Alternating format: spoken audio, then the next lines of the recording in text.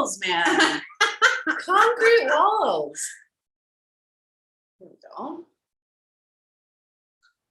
Setting up your meeting. Yay. Walls, man. Concrete walls.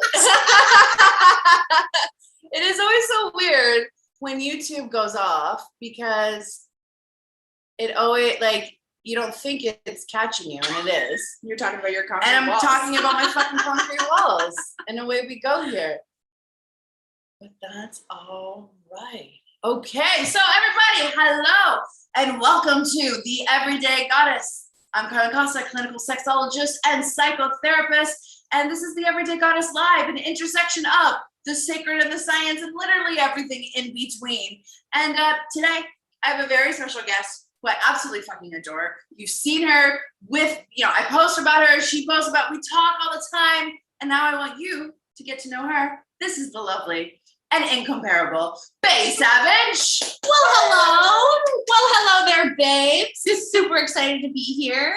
Yeah, and we're here in my new condo, which is so exciting. We live in the same city. You live finally. Finally.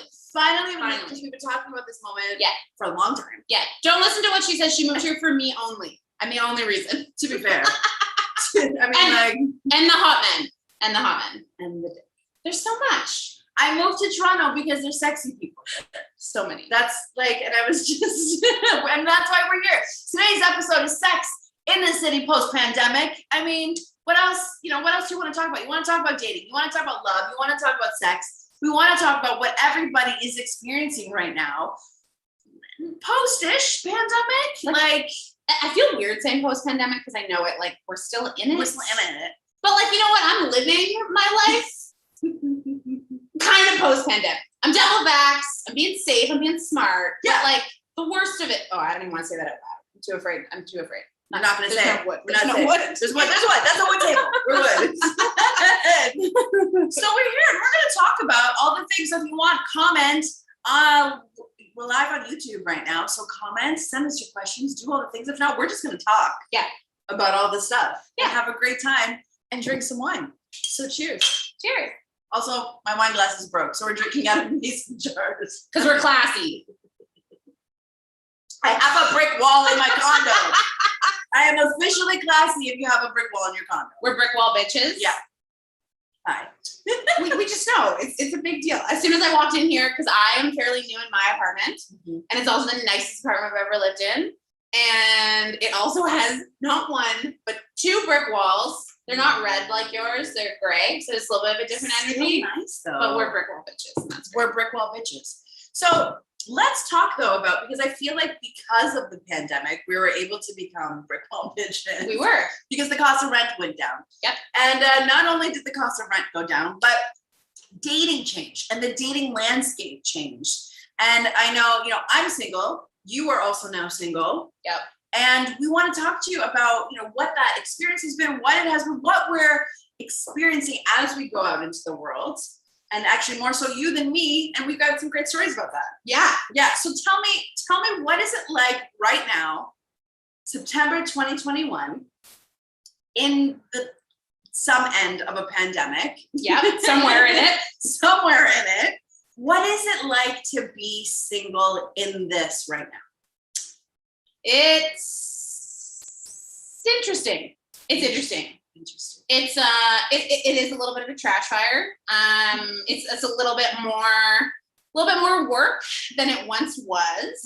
And I think it's just about trying to maintain optimism, because I really think we all just went through something that none of us have been through before. Yeah. Like, there's no rule books around how to do any of this. No. And as someone who's non-monogamous, polyamorous, that was not allowed at all. It was like socially irresponsible to date more than one person. Yeah.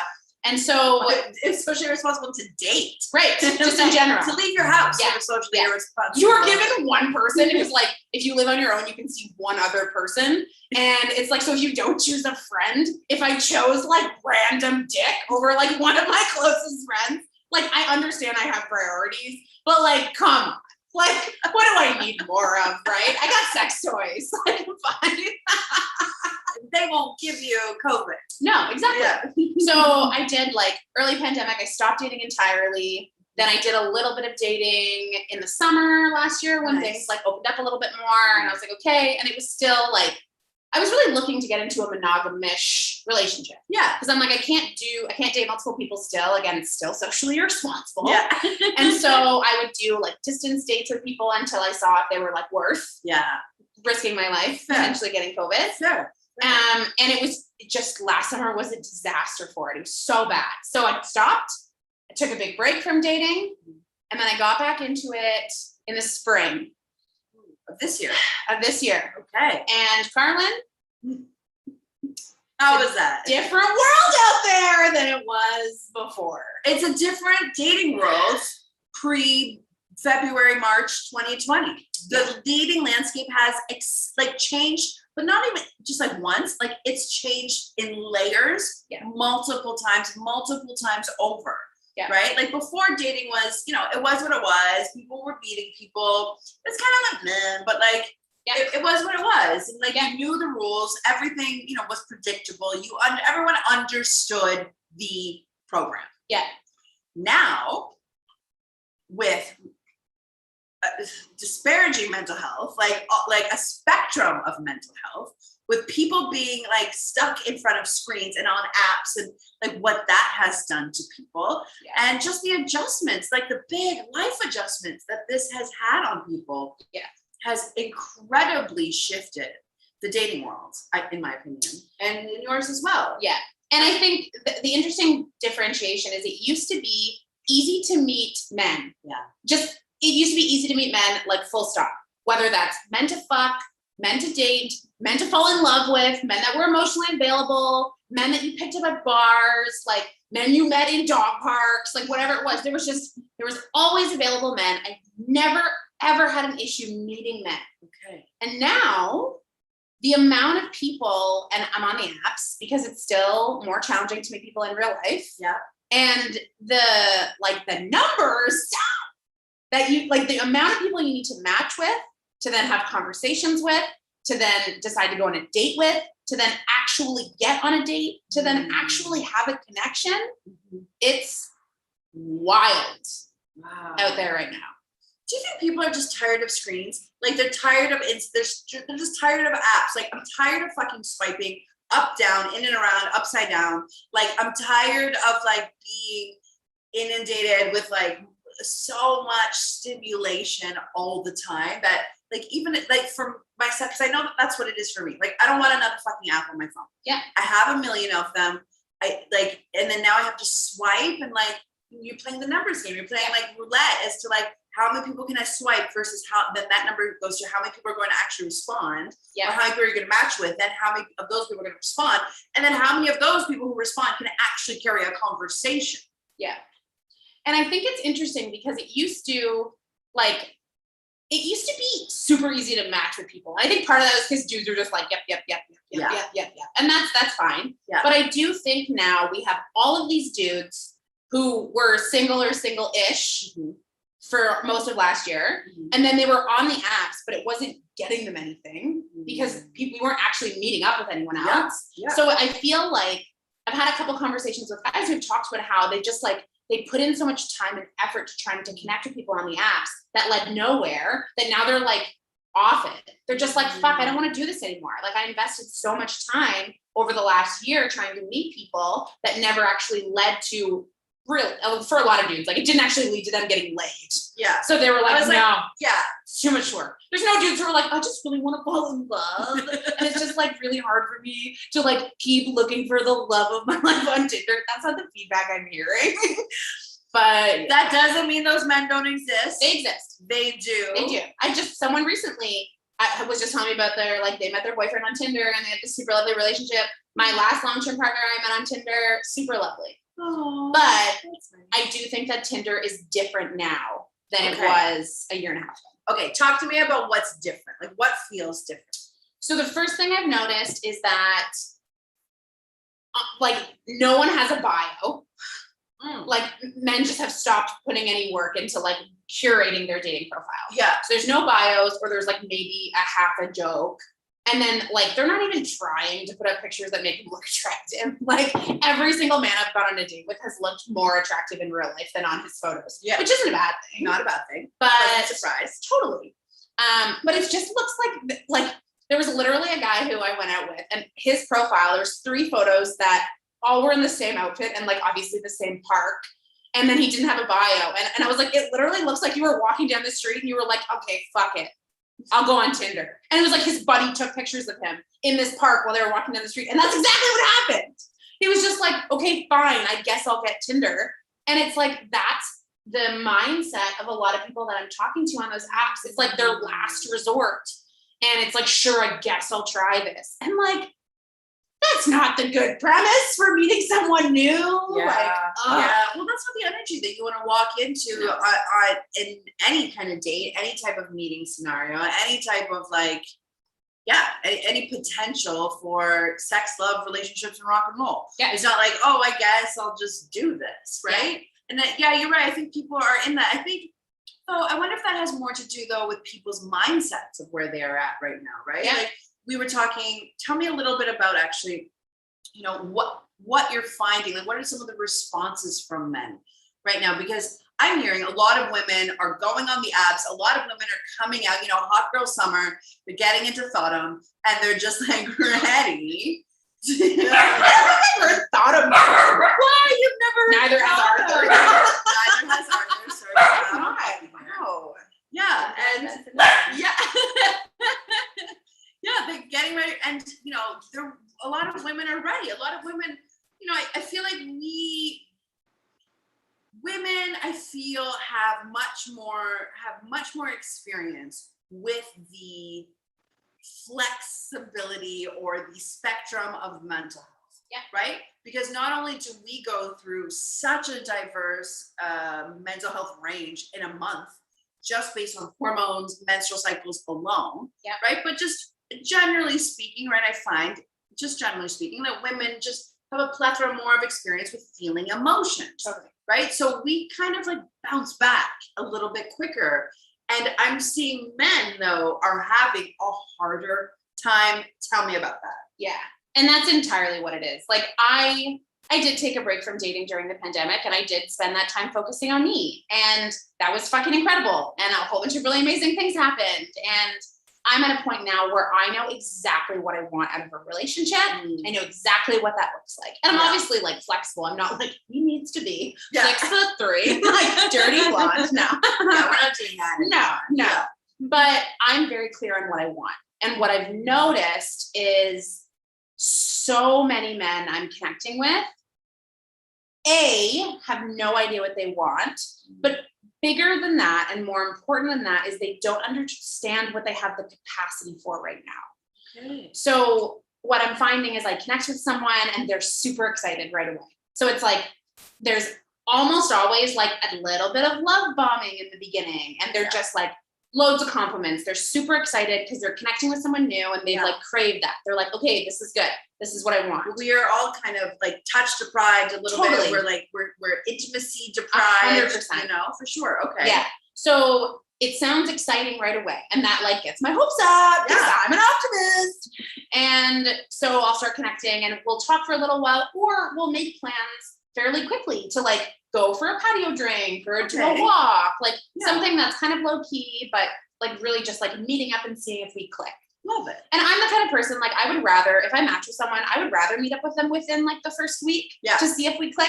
Yeah. Because like I talked to people for months during the pandemic and then we met and it's like, oh, I don't even like you. Not so like much. We don't have the energy. So I'm all about that. But what I'm noticing now is either like we make plans, everything's good, and then the day of the date, I get a message. And I open my phone and it's like longer than a couple sentences. And I'm like, okay, like here we go again. And it's a guy saying like, hey, I'm super sorry to do this. I've really enjoyed meeting you or like connecting with you because we haven't even met yet. Really enjoyed our conversation. You seem really great. I just don't know if I'm ready to get back out there yet. I hope you understand. So valid.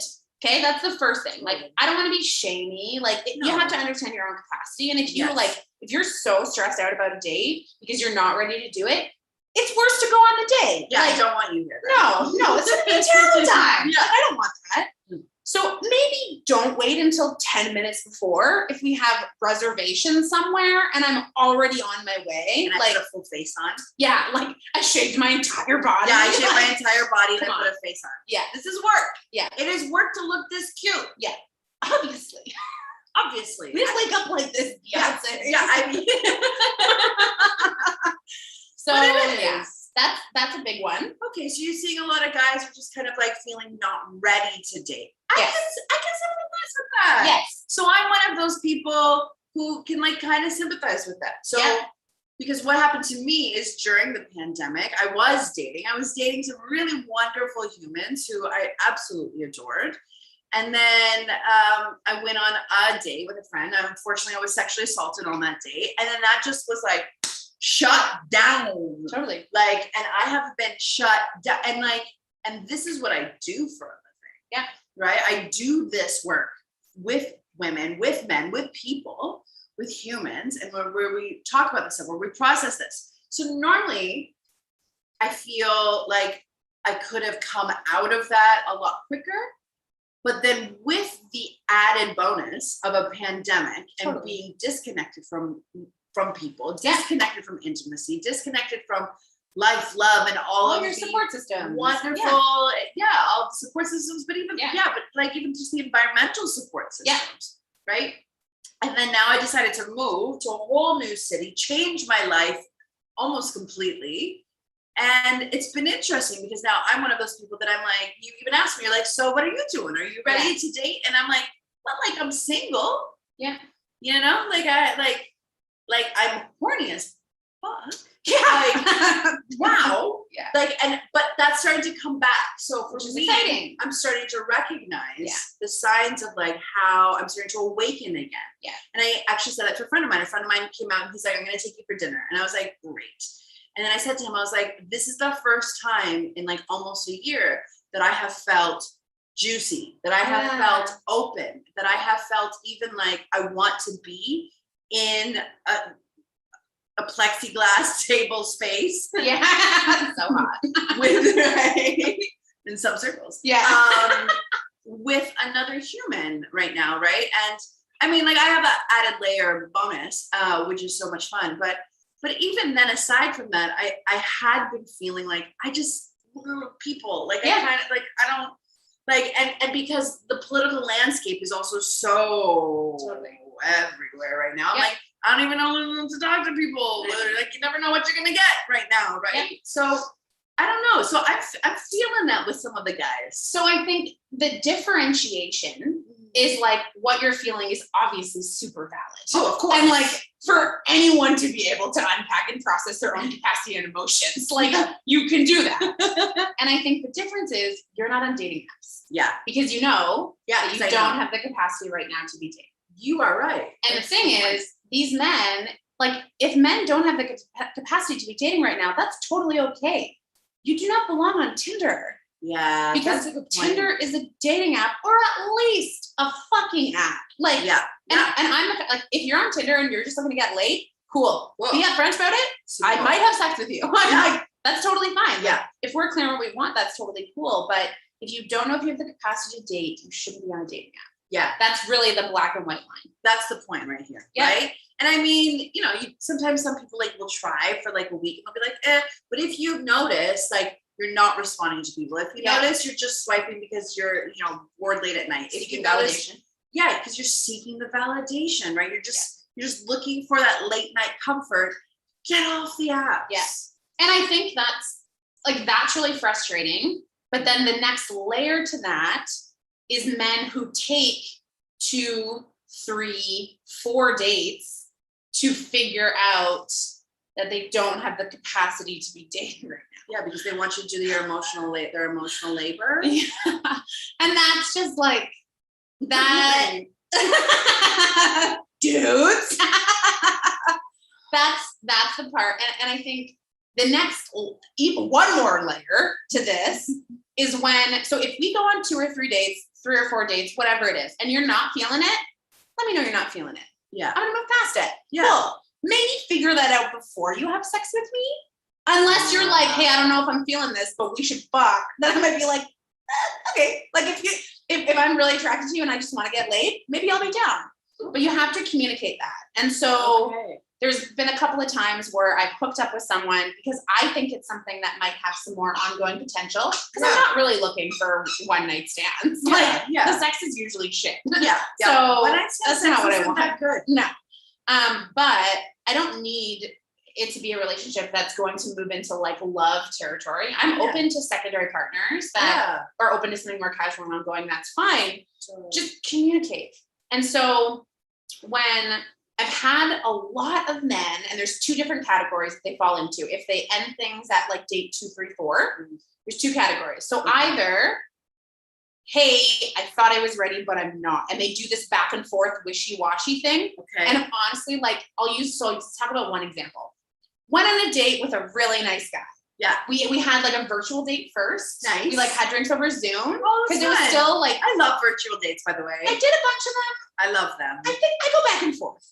I really love virtual dates with friends. Yeah. I have like a bunch of friends who I have really lovely virtual dates with, especially who like live out like in other places. Yeah. So we had a really lovely virtual date, really clicked, great conversation. Yeah. We met up, and then a couple of days later, he was like, hey, I thought about it. I thought I was ready to meet in person, but I'm not yet. And I was like, totally valid. Thanks for letting me know. Yeah. If things change in the future, look me up. Yeah. And that was it. A week later, hey, I changed my mind. I do feel comfortable. Let's go for a coffee date. Cool. Sounds good. Yeah. We go for a coffee date. Yeah. And we go on this really nice walk. We get coffee. We talk for hours. Super great. We make plans for a week later.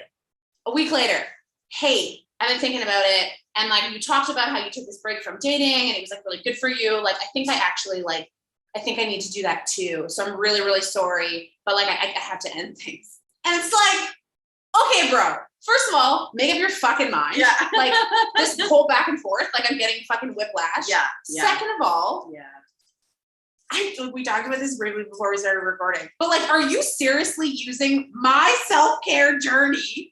Like I've influenced you to break up with me. Like, is that what's happening right now? Like, when we were talking about not dating, I think I want to take your advice and not date you. Yeah. Like, what the actual fuck? But you still watch my stories. Like, I don't understand. Yeah, that's like emotional labor. Right? So that's part of what I think we're seeing, right? Is that this is what I'm seeing, is that there's a lot of people who are recognizing and understanding, becoming more aware with their own bullshit.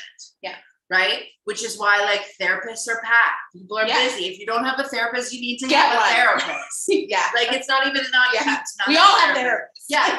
Yeah. It's not cute to not have a therapist anymore. You know, it used to be such a taboo thing. Honest to God, it's pre-pandemic. Yeah. It was such a taboo thing that like people, literally some of my patients would never tell anyone in their family, their friends, or even their own partners that they were seeing therapists. That they were seeing me as a therapist. They're like, right? And now, especially, I just love, is it Gen Z? Is that the young people right now? Is it like the 20-year-olds? I think right so. Now? I get a little lost. Whatever the 20-year-olds right I think it is Gen Z. Gen Z, right? Yeah. Right? Yeah. They are huge into like, no, I have a therapist. I don't only have one therapist. I have 3 therapists. Yes. I cycle through them. I talk about my shit. I heal my trauma. I handle it. Yeah. And therapy is really starting to have a moment right now where it's cool. So if you don't have a therapist, get a fucking therapist. Yeah. Right? However, especially men who aren't supported. I feel bad for guys, cishet guys, because a lot of guys don't have that support network around them, or that generally even like climactic, like community dialogue support to go and seek help, to go and see a therapist, to be like, hey, I actually have feelings, this uncomfortability that I'm having in my body right now. Those are emotions. Just a heads up about that, right? So that must be what you are starting to experience, which is like, I'm actually hearing you. You are the epitome of self-awareness. Yeah. That's resonating with me. Yeah. And now I'm going to try and like take a minute, and I don't know if they're going to do anything about it, but I'm going to take a minute for a second. And I think that's why it's challenging, because there's a part of me that's like, fuck yeah, dudes. Like, take time for yourself. Yeah. Like, yes, like, oh my God, like emotional awareness, like congratulations. Yeah. Like, there's a part of me that wants to be like, fuck yeah, like great work. But also like, why couldn't you figure this shit out before you went on Tinder? Yeah. Like, and so there's a part of me that wonders if like a year from now, like everyone will have done their damage work and maybe there'll be more emotional availability. But are we also just like moving away from the apps in a lot of ways? And I think, like you said, we're so sick and tired of apps and swiping, and it's just the constant notifications.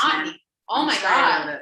And I am like, the feeling of meeting someone new is like in person, that like excitement of like flirting with a stranger. Oh my God, babes. Like, that is so good. And as I've been like, because I'm a very social person, obviously super extroverted, and I've been going out a lot now, and I'm going to comedy shows, and I'm going to patios and whatever. And obviously I'm being safe, following all of the rules. Yeah. But it feels so fucking exciting to like actually connect with other humans again. Yeah, it does.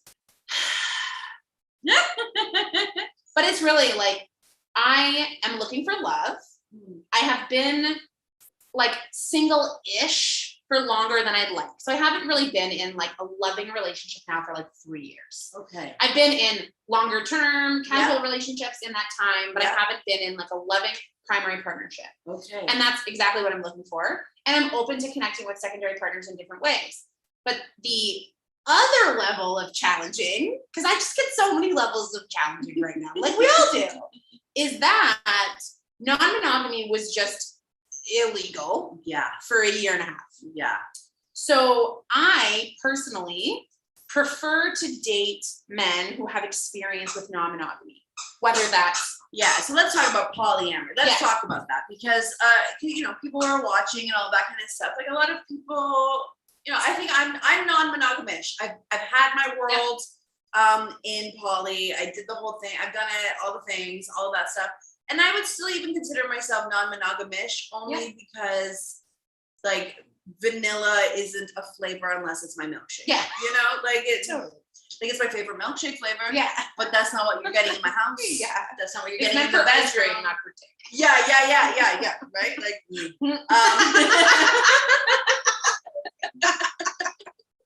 right? So I would consider myself non-monogamous. You know, I have a relationship with Arthur, who I keep throwing my toy at, and I apologize, guys. This is the world, you know. But you are openly polyamorous, which is fucking awesome and beautiful. Talk to me about that. Talk to me about all of that. Yeah, talk to us. Yeah. So I've been in like a variety of ethically non-monogamous relationships for like 8 years. So it started with my husband and I opened up our relationship, and that was like my first foray into non-monogamy. And initially it was just about fucking other people, because we didn't have that. Like, he was my first boyfriend, I was his first girlfriend. And so it was really like an exploratory thing. And then that didn't work for us because we just shouldn't have been in a relationship anymore. And we learned that. But after we separated and I continued to explore the world of non-monogamy, that was when I have a hard time with forever. And I think I'm a hopeless romantic at heart. And that was a big piece of it. And then the other half was, for me, like expecting one person to fill all of my needs, physically, emotionally, spiritually, sexually, like all of these different things. It was just this laundry list of things I was looking for in one person. And that just, it seemed like so much, and it didn't make sense to me. So I started to like look into more non-monogamy and understand like what did make sense for me. And as I started dating more people and connecting with more people, it was also then unpacking, I could emotionally connect with more people. And I think for me, I've now realized that I do have the emotional capacity to connect with more people. And I have like so much love to give. And throughout my journey in non-monogamy, really shifted it more towards polyamory. And I've had loving relationships with more than one partner at a time. And that's fucking magical and like such a gift. And just so incredible. Okay, And- wait, can I pause you for a second? Yeah, of course. What is the difference between ethical non-monogamy and polyamory? Yeah. So ethical non-monogamy is a more blanket term. So that's any type of non-monogamish situation, and it's ethical because we communicate and we don't hide from partners. Yeah, actually, all of my non-monogamous patients, and like literally any of the statistics on non-monogamy, actually will say that ethical non-monogamous relationships and couples are actually the healthiest in terms of communication, in terms of how they show up for one another, in terms of consent and communicative negotiation. Yeah. Right.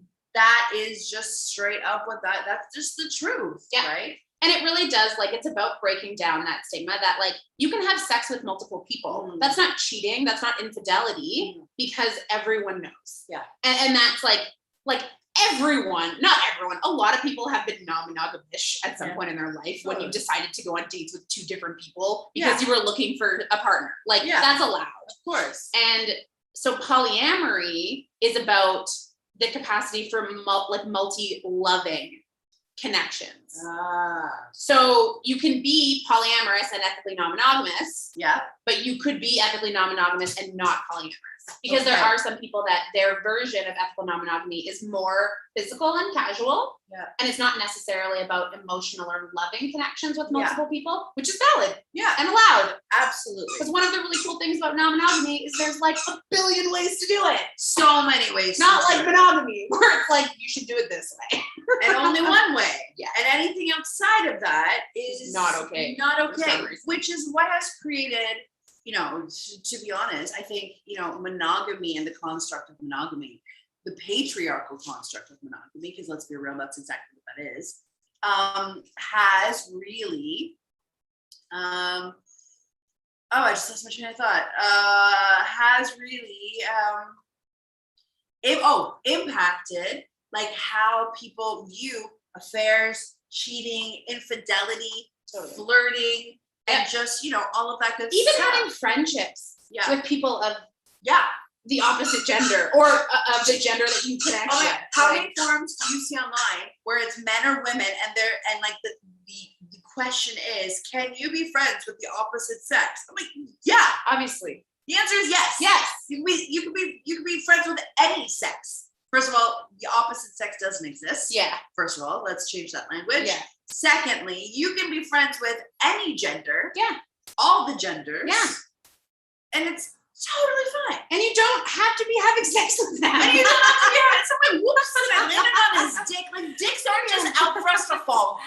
You're also, even on this, like, you're allowed to be attracted to your friends. Also that. Because I just happen to have a lot of very attractive friends in my life because there's a lot of very attractive humans in the world. Well, yeah, I think people really underestimate, the power of flirting. Yeah. And of like expressing and sharing intimacy with friends, with, even just like people that you meet. Yeah. And getting your little flirt on and using it as motivation to bring you to a happy place in your primary relationship. Yeah.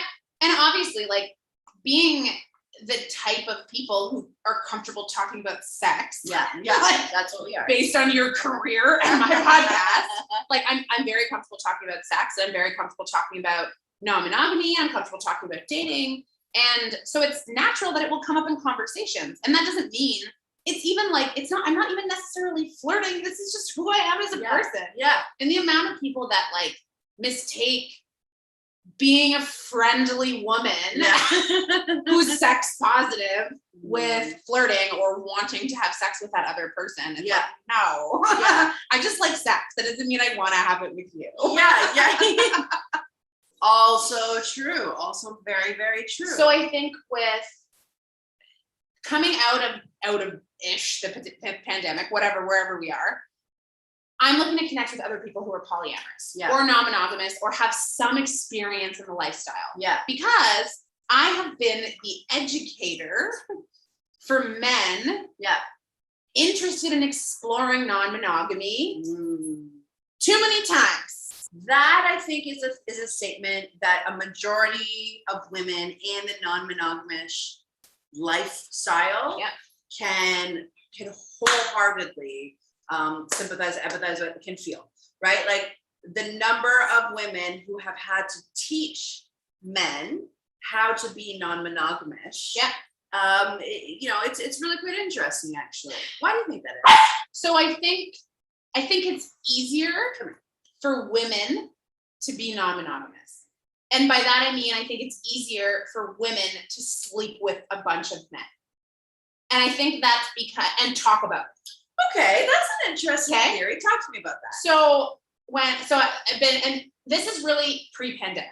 Okay. So in every non-monogamous relationship I've been in, myself and my partner open up the apps and start swiping. I will get 10 to 20 times the matches they will.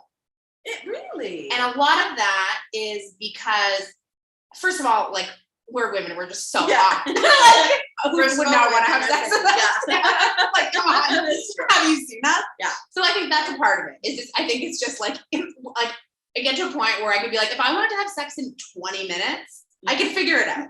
Like, it's a little harder now, but like really, like in the past, that was what you could do. Yeah. Tinder could be like dial a dick if that was really what you were looking for. And I think a lot more men are like, yeah, I don't care if you're sleeping with other people, like whatever, it's fine.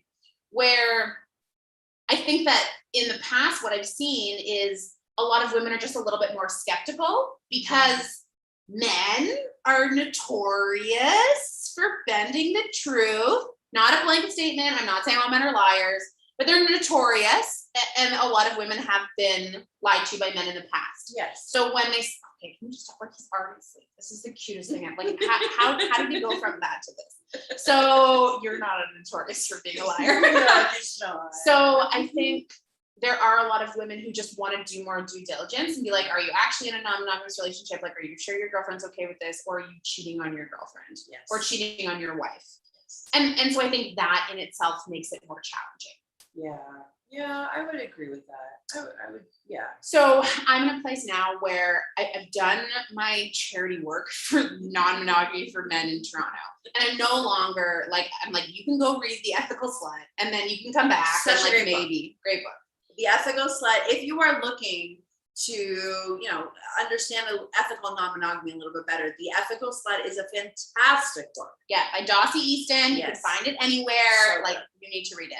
Even if you're not non-monogamous, but you know one person who is, go read it. Yeah. It'll help you be a better friend. Yeah. It's just like more people need to understand how it works. Yeah. So I don't want to date men who don't have experience with non-monogamy because I've just been burned too many times. Yeah. And it's not that I will never date men who don't have experience. Well, you're tired of doing the emotional labor. Totally. So I'm just taking a pause. Yeah. So connecting with men who have experience with non-monogamy right now, if they're partnered, which I'm still open to dating partnered men, that's fine. It's kind of part of the system. That's part of the deal, yeah. They've been monogamish for the last year and a half. And a lot of couples close their relationship, which is super valid. Because again, we're all being smart and keeping everyone safe. Totally. And so there were people I'd been connecting with and then we paused connection because of that. But as things reopening a relationship has its own struggles. And that's so valid because you've changed the rules of your relationship. Now you're changing them again. And if you're going back to what you've done before, it's not just like a switch you can flick back on. Like there's new expectations, there's new routines, there's new schedules. Yeah. You feel a different sense of security in your relationship. Even for a lot of couples, the pandemic was really hard on their relationship. And if your foundation is not as secure and strong as it once was, that's not a time to be dating new partners. It's not time to be, it's not time to be opening up your relationship. It's not. Get your base together. Totally. You gotta get the roots of your relationship grounded. Exactly. And so the flip side of that is there are more men now who them and their partners are opening up their relationship and they're starting to date again. But now I've had experiences where I make plans, I do the whole thing, we talk, we set plans. And then right before they're like, my partner's not super comfortable with this because I've been going on a bunch of dates and it's too much. So again, I think it comes back to trying to be cognizant of your own capacity. Because if you and your partner aren't ready or are just dipping your toe into dating other people again, don't book like 5 dates. Yeah. Like take it a date at a time. Just like one at a time, I think is what it's all about. And it's different. There's there's different rules now. There's different habits that people have. And because of where I'm at in my life right now, and I'm so entirely sure of exactly what I want. And I am so aware of the kinds of relationships, I know the capacity I have and the availability that I have for that, that I'm finding it tiring that I'm not meeting the same cognizance, I guess, of of capacity. Yeah. That's why I'm not dating. Yeah, girl, I'm considering taking another way. No, I'm feeling, and that's the thing. So I hopeless romantic, also like a nymphomaniac. I would like to be having sex all of the time. All the time. All of the time. And having sex regularly again, which is great. Yeah. And like some of the best sex I've had in years. So really, really wonderful. Okay. So I should get back out there is what you're saying. There's some good out there. There might be some good sex waiting for me out there. Yeah, okay. All right, Toronto. Yeah. Word it. Again, like some men have taken the time to really realize like what they like and what the actions that will do the best things and better. So that's really great. But it really is like I said, like I want to fall in love. So it is like I'm going on like 2 dates a week. Every week I'm meeting new men because I am just like, I'm looking for connections. Yeah. And I'm trying to like not let the negativity and the frustration around some of these lack of connections like knock me down. Yeah. Because I think like my foundation and my structure of my relationship with myself is so fucking secure. Yes. And so I understand that other people need to work on the security of their relationships, either with their primary partners or with themselves. And I get that. Again, just figure it out before you get on the app. Just don't be on the That's app. what it's all about. I think that's the thing right now, is if you are on a dating app right now and you are not ready to date, delete it. Delete it. Don't be there. Yeah. Just hang out. Meet people IRL. To be honest with you, let's tell me a little bit of that one. Yeah. To be honest with you, and I said this before, I've said this all over my socials before, and I'm going to say it again. And someone actually said this to me the other day, and I was like, yeah, one of my favorite places to meet people, because I'm an IRL person. I've tried the apps a couple times. I've tried to do the things, you know. Yeah. It's just not my thing. I don't know why. Like I try, I can't. I'm too talky. Yeah. You know, I don't know what it is. Yeah. And it's not that I'm against them. I think that they're a wonderful tool. They're a super wonderful tool. Yeah. However,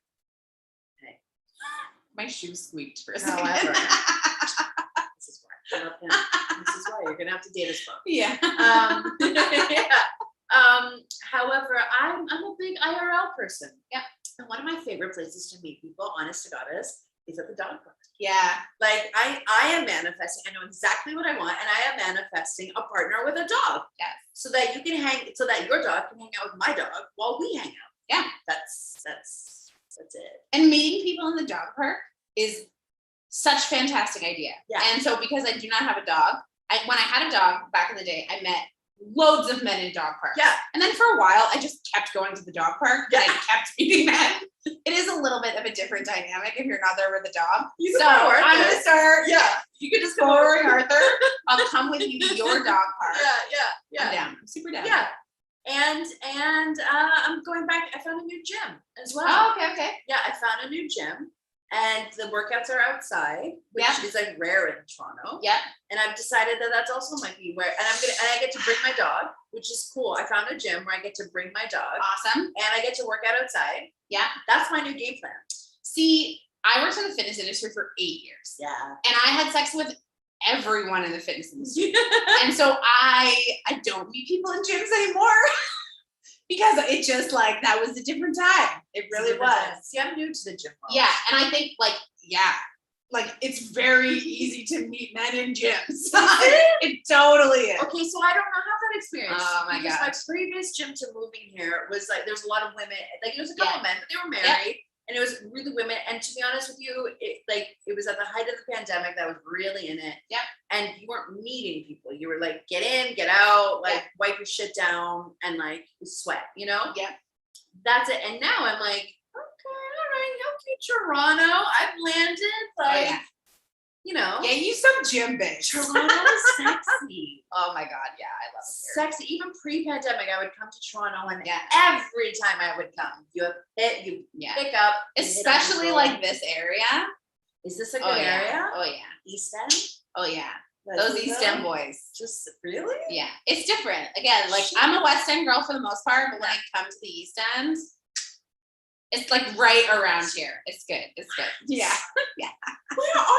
Where are you, East End guys? We're waiting for you at the dog park. I'm at the dog park, bro. Like, where are you? I did like standing outside your building tonight. I saw like 4 hot guys walk by, all with dogs. Legit.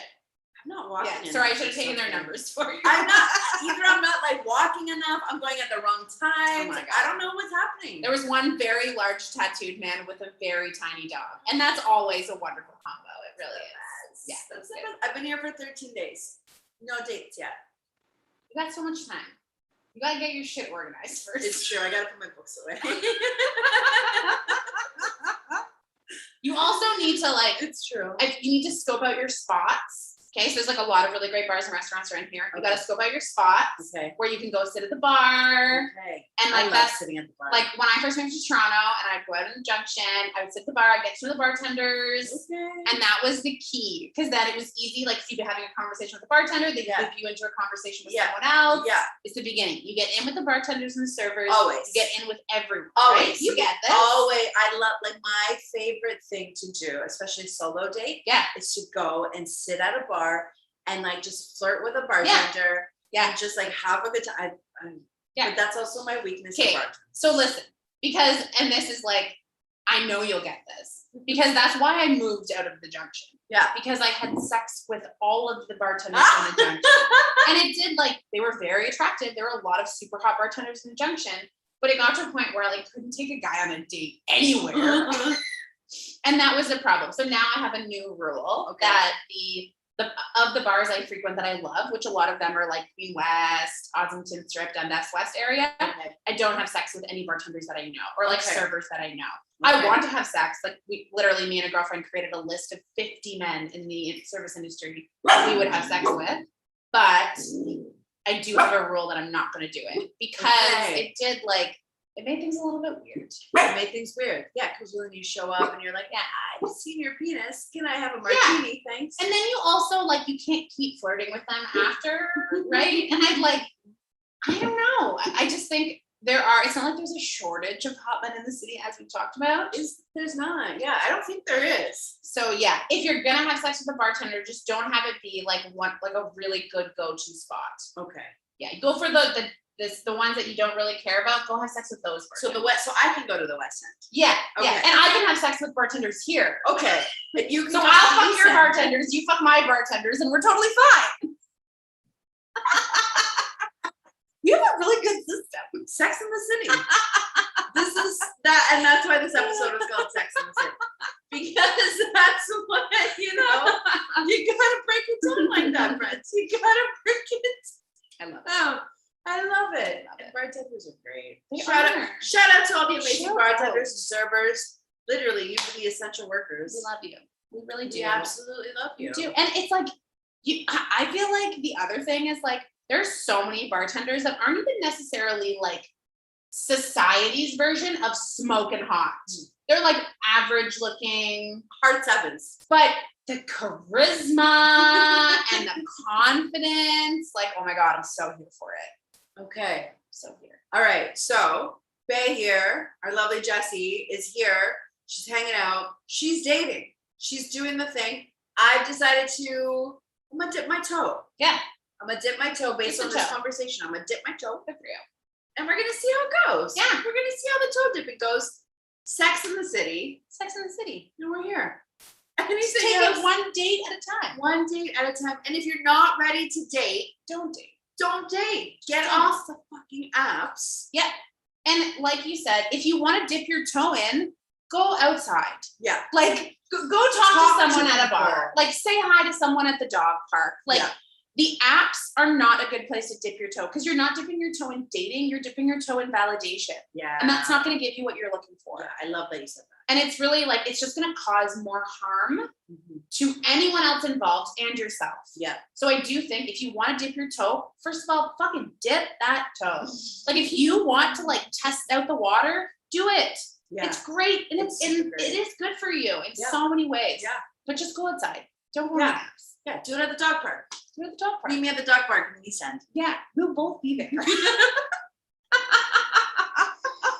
Jessie Bae, where can people connect with you? What do they want to connect with you for? Tell everybody all that stuff. Yes, so you can find me on Instagram at Bae Savage XO. If you want to find out way more about me, go to baesavage.com. I run a weekly podcast called Your Place or Mine, where we talk about spicy, sexy stories from pre-pandemic. It's so challenging to get laid these days. We talk about spicy, sexy stories. I have local comedians on the show. We talk about ridiculous dating fails from the past. And then I share a bit about what my journey has been like through trying to fall in love, through getting married and getting divorced and becoming polyamorous.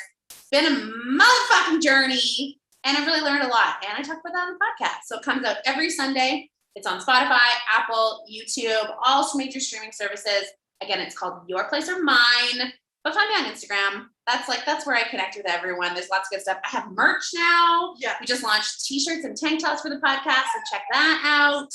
And I just got into stand-up comedy. So that's also a really exciting thing. So check out some of the stuff that I've done. I've got a show coming up in October. It's going to be really exciting. There it is, my lovely friends, gods, goddesses, humans. Thank you for being here. Thank you for showing up. We got Arthur to fall asleep. So, It was teamwork. We crushed it. All of us. It was good. Thank you for joining us today on the Everyday Goddess Live, Sex and the City.